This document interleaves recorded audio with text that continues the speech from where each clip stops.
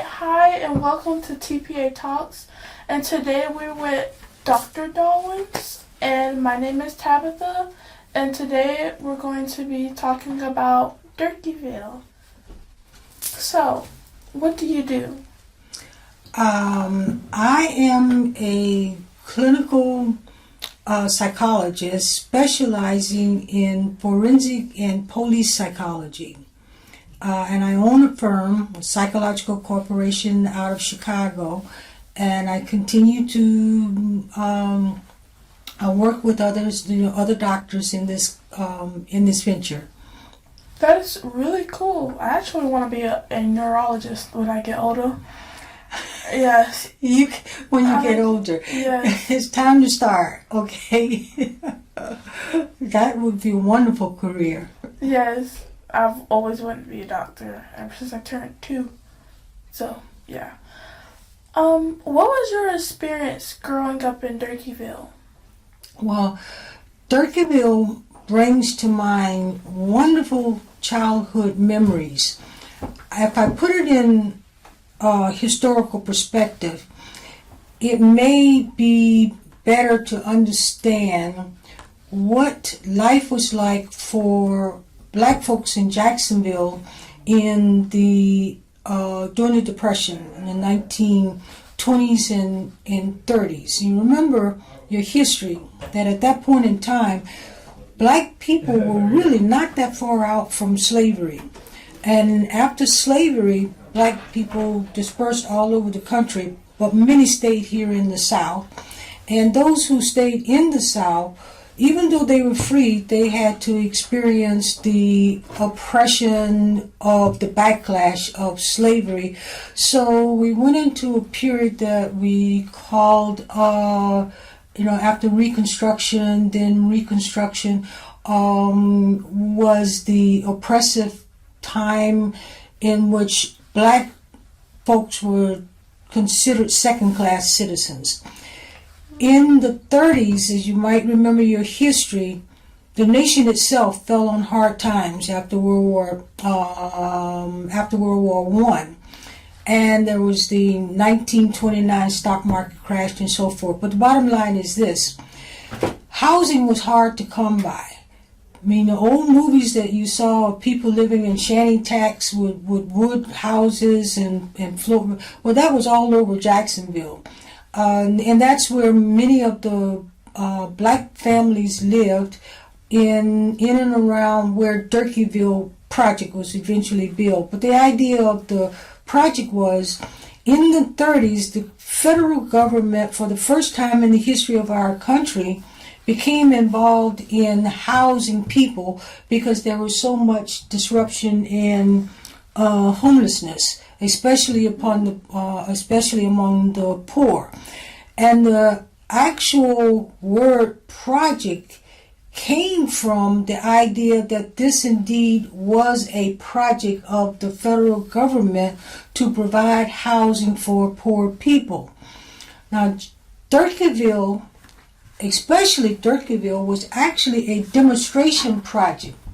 So the federal government used Durkeeville as the ideal model for how to house people under the umbrella of the federal government, not at the state level, not at the local level. They modeled their project after architects and so forth that was doing this in the North, in Washington, D.C. and so forth. So the idea was for people to live decently with row housing, not to have people cramped together in those row housing, with parks or free areas where the kids could play, with trees, shade trees. It was an ideal imagination or vision of how people should be housed, poor people. When you think about it, we Black folks, and especially my family in particular, were blessed to have been the first residents of the project. Oh my God. I was born there. So you're just like first come, first serve. Oh my, I have been, in that sense, almost first come, first serve in my generation for a lot of things that were new to black people. And my career path, certainly, I would have to give credit for being first come, first serve, okay? Yes. We had a family of 7. My parents came, they were born, my father was from Ocala, and my mother had come from Brunswick, Georgia, and she was brought here to Jacksonville. And that what was happening. Remember, Jacksonville is a coastal city. Yes. So it was the biggest city in the area. So poor people, and especially poor black folks, were just coming in carts and horses and whatever to the city to find work. And like I said, the housing was an issue. My parents, because of the size of the family, when they first moved into the project, they only had 2 children. Oh. My older sister and my older brother. As I was trying to explain, there were 7 of us. We were born in 7 years. So my mother actually had a little kindergarten when she was raising us, and that was very meaningful because I grew up in a close-knit family. I explained that when my mother was about to go 2 years without having children, she ended up having twins, and that was myself and my twin brother. And then she had one more child, and that was the 7 of us. My younger sister, when she was born, my older sister was 7 years old.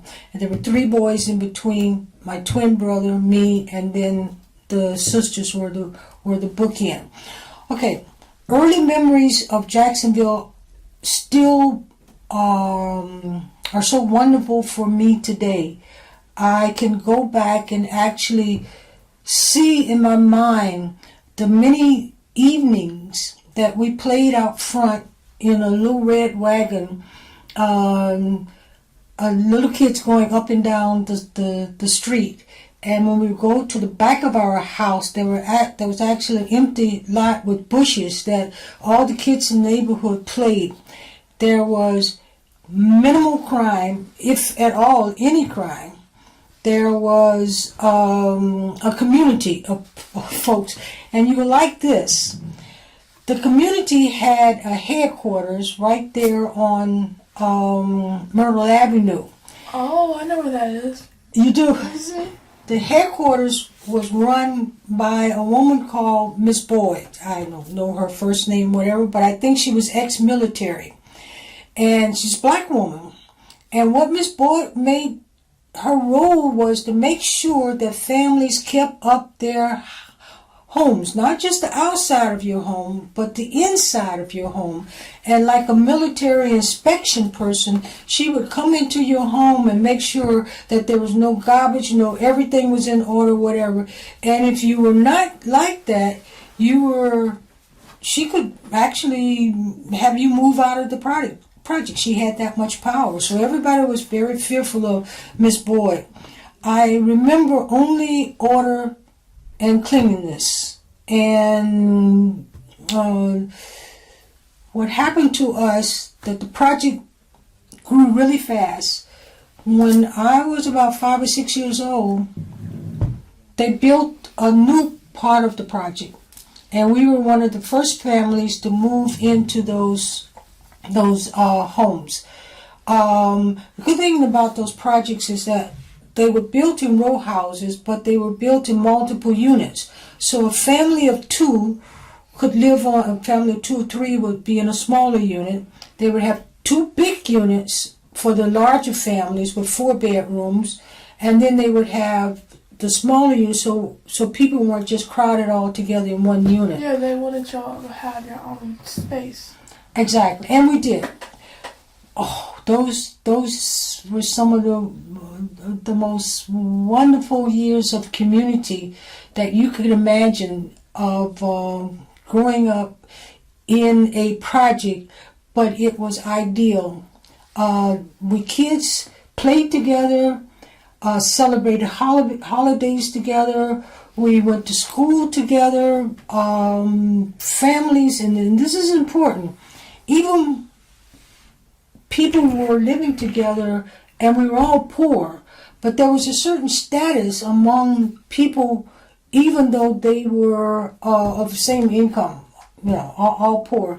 In other words, my mother and father were people who felt they were not going to accept any welfare. So people who accepted welfare, they got big cases of cheese and milk and so forth. And my parents were just that type of caliber of people who say we can do this ourselves. Yeah, they wanted to do it themselves. So they like kind of people who don't want no charity. Exactly, but that didn't stop my mom from using it, because my mom was a pretty smart woman. Yeah, she was a reasonable person. She's like, why should I let my kids starve? So she would go to a neighbor and maybe negotiate some of that cheese, government cheese, for some flour that my dad might have bought from the store in large quantities. And that's how the community, I think, negotiated with one another to use those goods. The one crime that I saw, can you believe this? The one crime that I saw, and I lived in that neighborhood from birth until I turned 14 years old, was a domestic fight. And it was so amusing, not amusing, us kids saw this black guy coming out of one of the houses, and he was wiping his face with a rag. Imagine us little kids looking at this. Oh, so y'all was like, ooh, what is this? Exactly. And he had razor cuts all over his face. And we kids were saying, oh, wow, he must have got his you-know-what kick from that lady. Another sad experience, and this didn't happen often, was a fire in one of the units.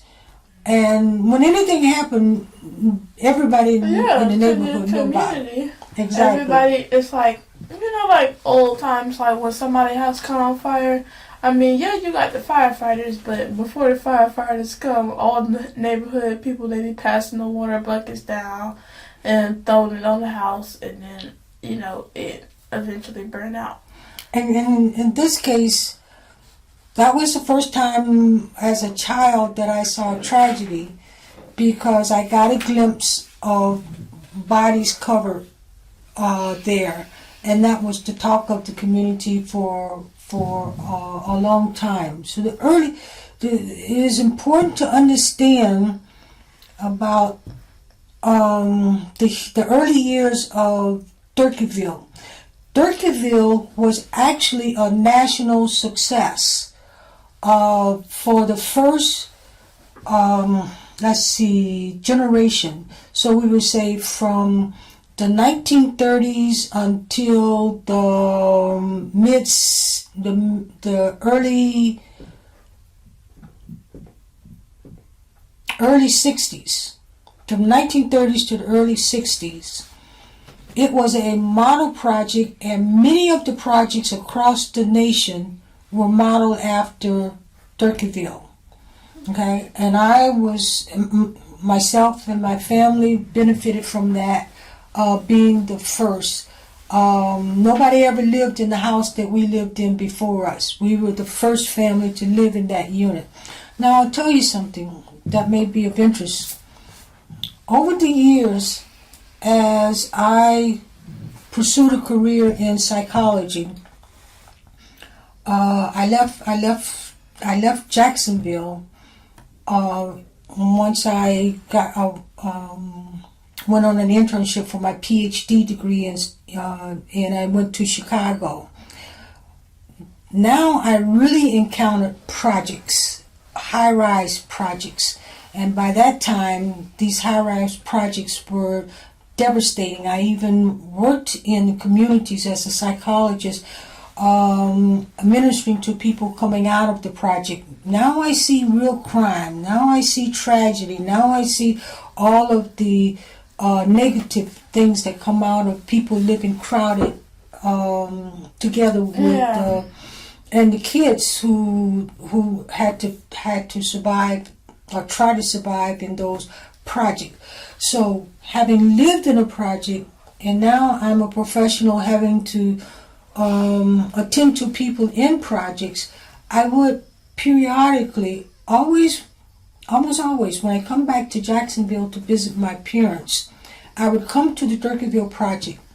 So over the years, I could see its change from the ideal place where people could live and thrive to the devastation of a ghetto.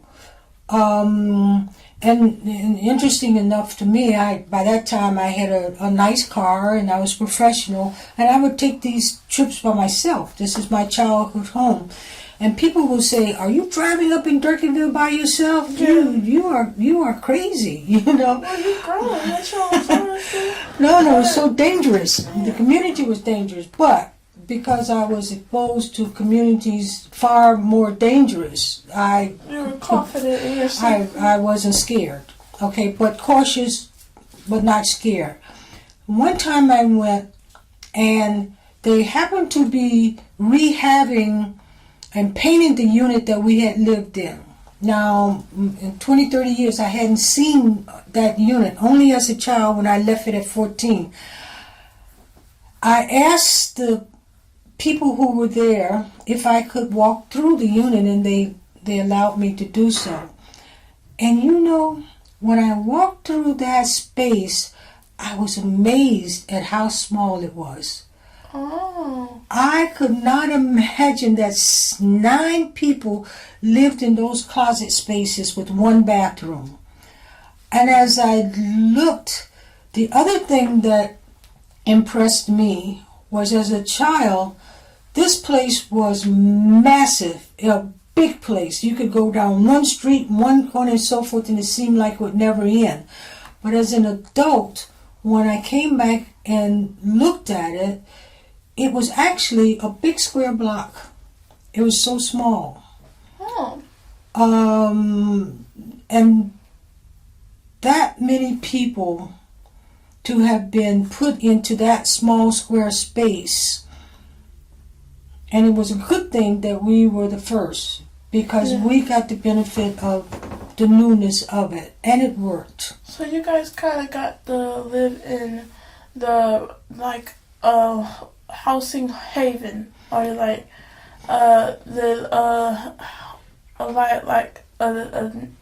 utopia, but it's like perfect living, for perfect living style for poor people or homeless people, or so basically they just made the ideal house living style. And they had good intentions. Okay, so the problem, of course, is putting a bad rap on projects. What happened to these projects is the fault of all of society, and that is neglect of people over time. My family was not any different from generations of family to follow after us. Just because we were the first didn't necessarily mean we were to be the only family to enjoy the best of what that project had to offer. But once built, then people, society in general, simply neglected it. And there's one thing about home ownership, where you live. If you have no investment in the space that you're living, then you don't put any investment in it. So people became more and more transient. You have a stable generation, they die out, then you have people who have no roots to anything. They're not anchored in anything, so they just need a house to keep out of or cover to keep out of the weather or whatever, and they invest nothing in the space in which they're living. And then we have, and then you guys are probably, of course you're too young to appreciate what happened to drug trafficking to our black communities in the 80s, when our communities were introduced to crack cocaine, and people living in poverty having to, finding outlets for not having opportunities for job, for other opportunities. And we keep in mind, the reason why I left Jacksonville is that I figured it out in a very, very early age. How old are you, by the way? I am 13. I actually just turned 13 in December. December Cool. the 3rd. That's my birthday. 13. I figured out about your age, when I was about your age, although my world was all black and nothing but black people and so forth, that if I wanted to be what I wanted to be, I won't be able to do it here in this city. Yeah, and like my mom, I have a lot of white friends at school. Like, well, my mama just tells me it's good to spread yourself out, get you different friends of all kinds of different races and stuff, because you never know if one of your friends can help you out one day. Like, especially back then with you being black and stuff, if you would have got you a white friend, that white friend would have been offended for you and stuff. Yeah, it was so bad back then. I didn't even know that white people. I'll give you a good example. The federal government back then segregated folks. So when they built these projects, they built projects for black people and projects for white people. Oh, so you didn't even get to interact with no white Absolutely kids like that. No interaction whatsoever. And even if they did have like an interest in you and stuff, their mom and dad said, "Don't go over there and talk to that black person. Get your butt back over here." Now you know the Brentwood neighborhood. I don't know because it's still over there, right? Brentwood projects were the white projects, and when I got a little bit older, somebody said, "Well, white people live in projects," and I said, "Oh, you got to be kidding me! White people don't live in projects. Only black people lived in projects." We were so separated and segregated in those days. But once I got out of Jacksonville and I discovered that there's a lot bigger world out there. Yeah. And your world is different now. Your world is different, completely different from that era. So you don't probably have to run away in order to find what you're seeking in life. Yeah. We have wonderful schools in the area, and they're not going to exclude you. They're going to accept you based upon your ability and your desire to do good. Yes. Well, I have another question for you. What can you tell us about your community involvement? Like, what do you do to help out the community, or like something that has to do with the community about Durkeeville? I strongly believe that I have been blessed to come back to Jacksonville. You see, I've been in Chicago for the last 50 years. And the things I've done in Chicago in communities, helping to develop mental health centers, helping to develop programs like this for people, especially young people at risk, in very difficult circumstances in life. That has been my passion. I've so enjoyed serving and making things better for people, not just our people, but people anywhere. And I had no intention of coming back to Jacksonville. Okay, I lived my life. My family's in Chicago. I met my husband there. We were married and had a wonderful life together until he passed. For 37 years we were together and so forth.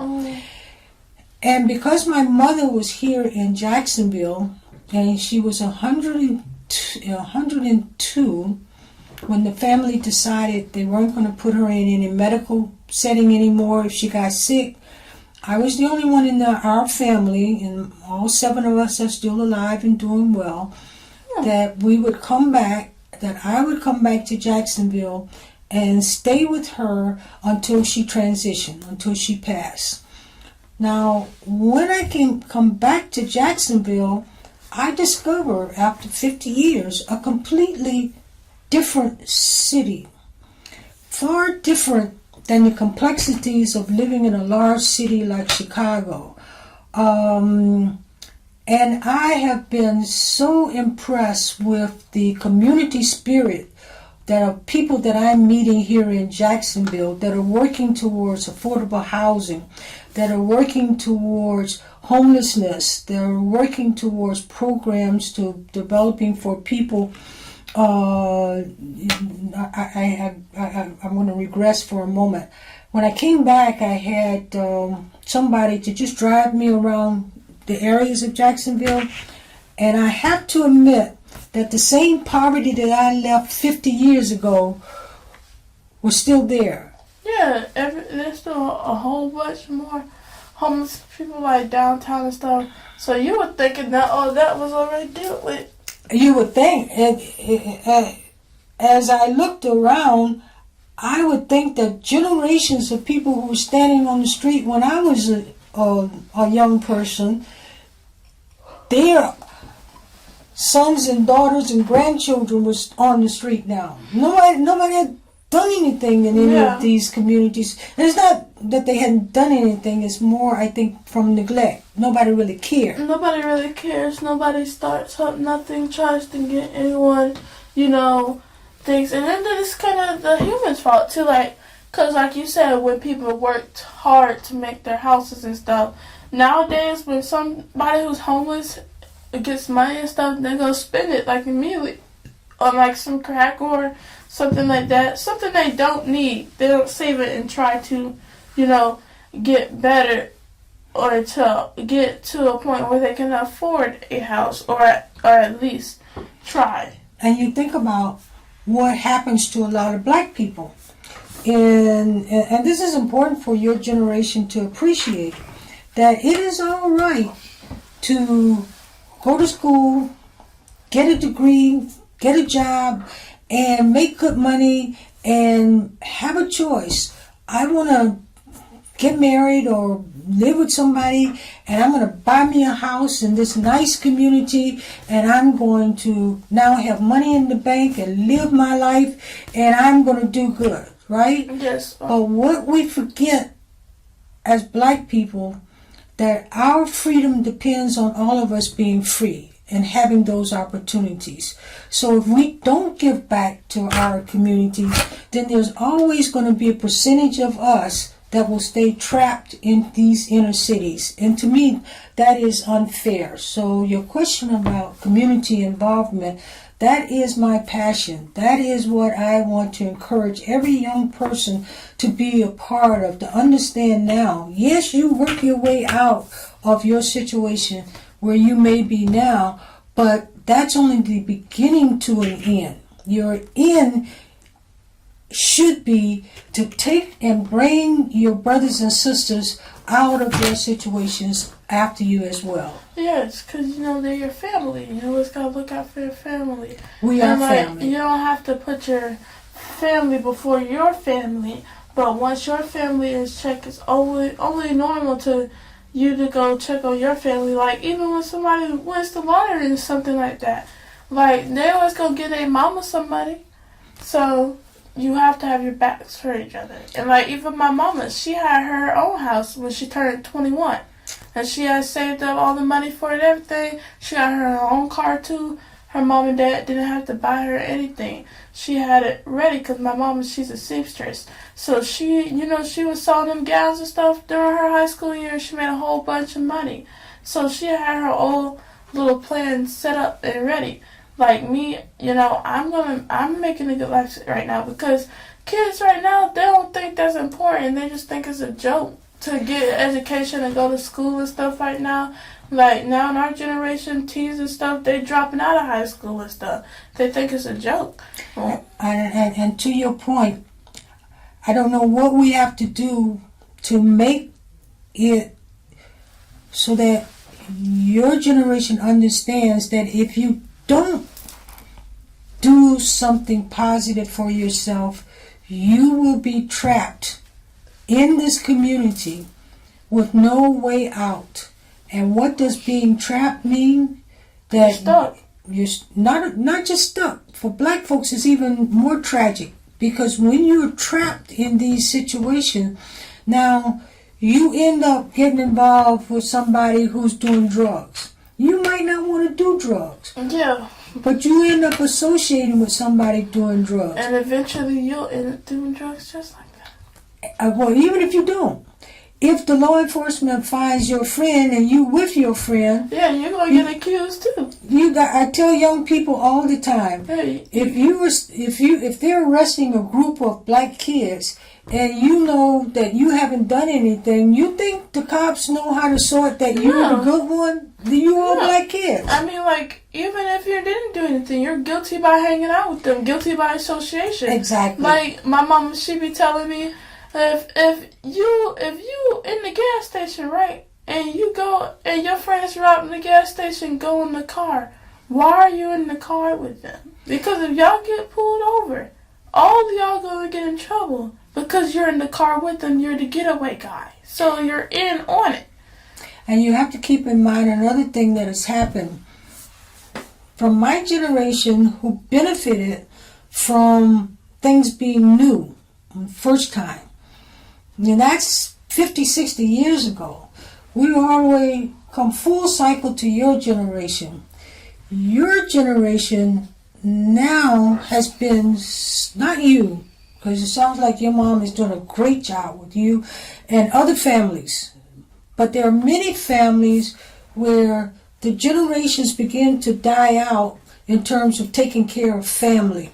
Yeah, like, you know how sometimes, like, you know, nobody cares about the family anymore. Like, you see how a whole bunch of kids have single parents and there's no father figure. Or parents have been in jail or on drugs and so forth. And then the boys, like, they be like, let's say in most case scenario, their dad be in jail and their mama's taking care of them.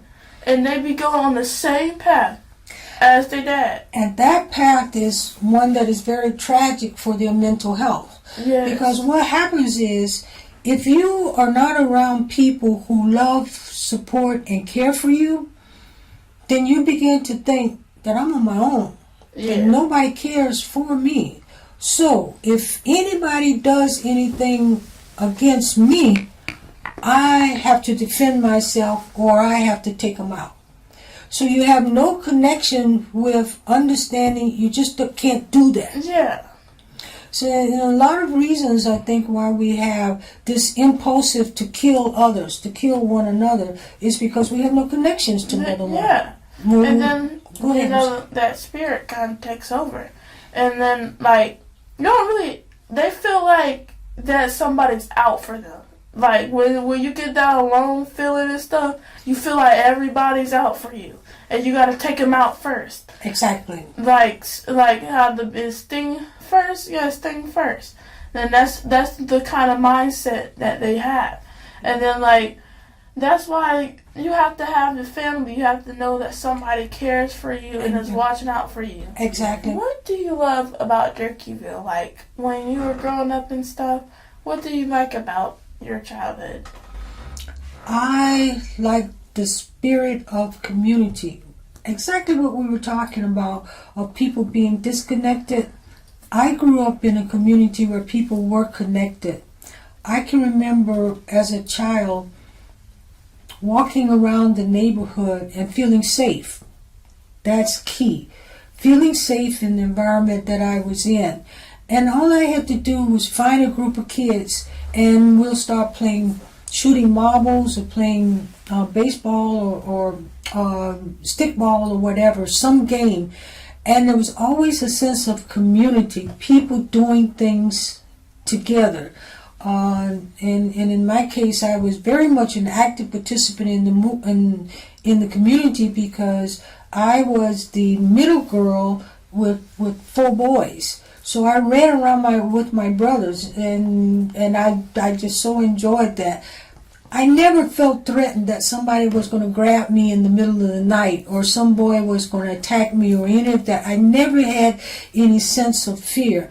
I can say that I never experienced any serious trauma growing up during those days as a child in Durkeeville. Yeah, so basically, so you have that sense of safety. You were for sure that ain't nobody gonna shoot you. You're not gonna get pulled over by the police. Ain't nobody just gonna be doing all that like what be going on now. No drugs. Not even pot. Yeah, like no drugs. Nobody's gonna kidnap you or anything like that. You could walk down the neighborhood feeling safe. Now, my mom was a very cautious woman because parents had a different level of rules that they would allow. And my mom was set on keeping her girls safe. The boys would get to go to the Ritz and the Strand Theater on Saturdays. And I can't tell you how many times I would beg my mom to let us go. But she would not let us go very far out of the constricted area within the project, and certainly not outside of the project unless we were going to school. Cautions that mothers have for their daughters. It's reasonable. Yes. Because you have to keep the daughters more safe than the boys. And she could do that because the community was not a violent one. Can you imagine that occurring nowadays? It's almost impossible. It's always happening now. Exactly. It's like, well, I don't have this experience because I actually live in a pretty peaceful neighborhood. But then again, there's always the black neighborhoods. They call it the hood. Exactly. There's a reason for that. Yeah, they call it the hood because there's no, like, when we were in school, we broke down the word neighborhood and the difference between neighborhood and the hood, because the hood is just, our word for it is ghetto. There's just a whole bunch of ghetto-ness going on. But when you're in a neighborhood, you love your neighbors. It's neighborly. That's what right. It is. Neighborly. There are people connecting together in a positive way. Yes. Now. Okay. What is your mission? Like your goal in life? Oh my goodness. In this season of my life, I want to end well. I've acquired so much practical knowledge and information about people, about the field of psychology, about mental health, and so forth. My mission now is to make use of that information as much as I can. So as long as my mind works and my body, I can move about and so forth, my mission is to share with others and other generations and yours as well, because you're the youngest podcaster I've met so far, and I think that's so wonderful, because I won't be a part of your world, but what I can instill in you, as our generations should instill in you, is where we've been, so that you can be better prepared for where you're going in the future. I can imagine when you get my age, what you would have seen and experienced over those 50, 60 years or so. I can only imagine it, but you're going to live it. And so if I can leave something for you to use in preparing for that journey, then that would be a wonderful mission for me to end well. Yes, like, I can see me living a good life too. Like, I'm that kind of person who really kind of has my whole life planned out. Like, I really love school. I'm not like normal kids, in my opinion, because, like, I feel like school is a valid thing in life, and you're not going to get where you want to be in life if you don't have school, because you always have to have somebody to teach you. And, like, me, since I want to be a doctor and stuff, I already know I'm going to have a whole bunch of years in school and stuff, but I know I can do it. Oh, sure you can. Like, I know I can do it. I have no doubts, and I'm not going to let anyone try to change my mind and stuff like that. And like I'm gonna be successful. Yes, That's all I can say is I'm gonna be successful, and I'm naturally a leader. So like my friends and stuff, I try to put something in them like you can't just drop out of high school. What are you gonna do then?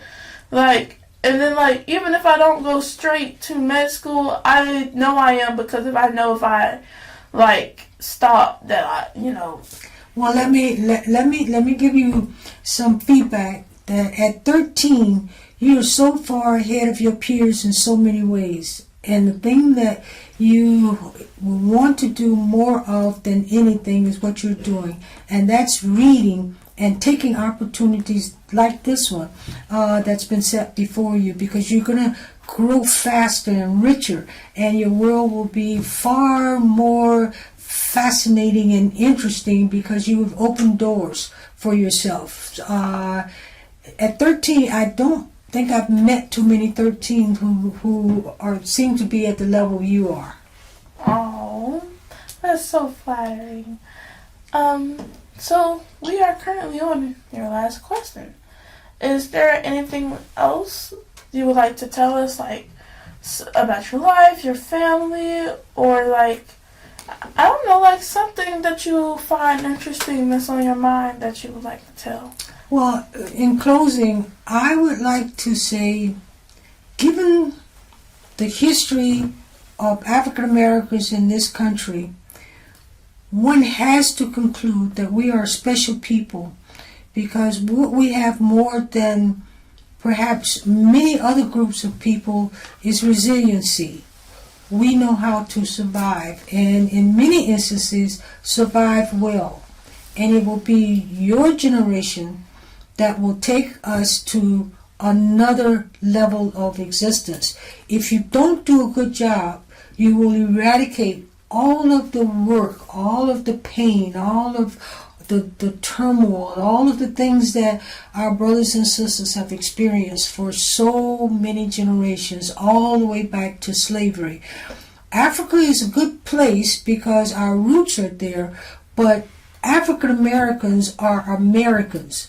We are the foundation of this country, and nobody should ever question whether we belong here, and we should have our fair share of everything that this country benefits in. Yes, because of course we belong here. We literally made America. We made America. But that's just not us saying something. You know, I've always, I don't know what you'll do with this, but I've always imagined that somebody should make a movie about what America would be like if African Americans never existed. Yep. If we were never here, because can you imagine how? Like, I don't know whether it would be a drama or a comedy. You know what? I think it would be a movie about Native Americans. It would be a movie about Native Americans, because if Columbus never came over here, all the Native Americans still have been here. So no. I'm saying that let Columbus discover all the land and so forth. Except let's imagine a drama piece. It could be a drama, comedy, or whatever, because it would be interesting to see. Yeah. And that is if slavery never came about. Okay. Well, yeah. You see, the settlers here, made a choice to use human labor to build their wealth upon. Supposing we were not that, and they didn't use anybody else. They didn't use the native, well, even let's say they tried to. I mean, but they just didn't use African Americans, and we never existed for them. Yeah. What this country would be like in the 21st century. You know what? I imagine, like, I think the white men, you know, as a whole, I feel like they will learn the value of hard work, because if they were trying to make America as it is now without using any of the resources, anything at all, they really would have to use some hard work and use their own labor. So I don't really know what it would be like. I don't think it would be like it is now. Oh no, I of think course it would not. probably be No. worse, in my opinion. No, it But would be interesting. So yeah, would use one of your creative minds to ponder that, and perhaps it could be a short story or film clip or yeah. something. So, what would America be like if there was not slavery? You know, I feel like it would be a comedy because you know what I would do? I would like do this whole documentary when Columbus came over and everything. And once he came over, it would be like he brought the slaves, but all the slaves escaped. And then he's just sitting there looking dumb. Like, what am I going to do now? I think that would be amusing. Well, I hope I addressed all the questions that you had for us. Yes. And I thank you for coming out and talking, and this was actually a really interesting conversation. Thank you for, getting our knowledge up on Durkeeville and our history and stuff like that. And I thank you for coming out on TPA Talks to talk. And I hope you come back one day, Well, have another interview. I hope you will have me again. Yes, and have a good day. And you Thank take you. care. Okay. All right. Great work.